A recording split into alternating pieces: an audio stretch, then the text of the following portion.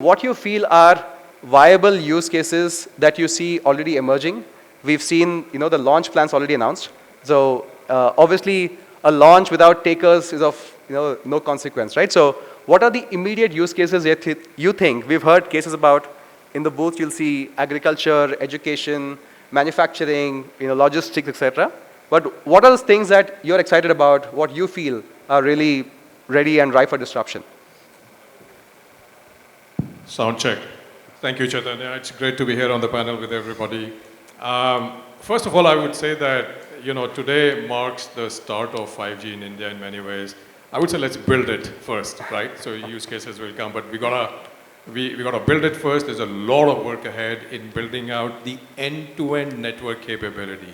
The Prime Minister spoke very compellingly about the 4 pillars that is driving digital India. He spoke about data.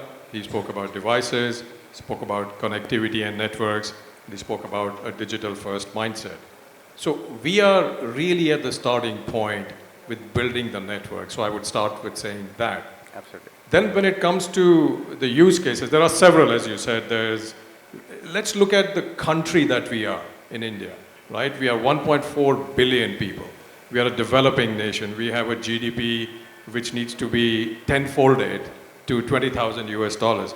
How is that going to happen if not by educating the people? We have to grow a generation, maybe 2 generations of digital natives, people who grow up with using 5G networks and artificial intelligence and analytics and so on as being very natural in the same way that smartphones or YouTube watching is natural today. So I would say that digital education for everybody has got to be a priority use case. And I was struck by the hologram use case this morning, and it was simply amazing. And if you combine that with what one of the professors was showing about the heart, you can imagine the richness of that interaction if you marry the learner, the teacher, and the content in full 3D glory delivered over a wireless device. And you can globalize that. You can imagine that little girl that Modi ji spoke to could have been interacting with a Nobel laureate in the United States or in Sweden or wherever.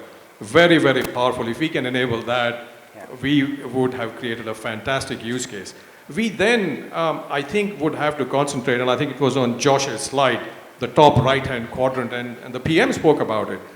We will have to integrate 5G, but the larger digital paradigm into everyday lives of people. And people, ordinary people like us, we are trying to achieve economic outcomes.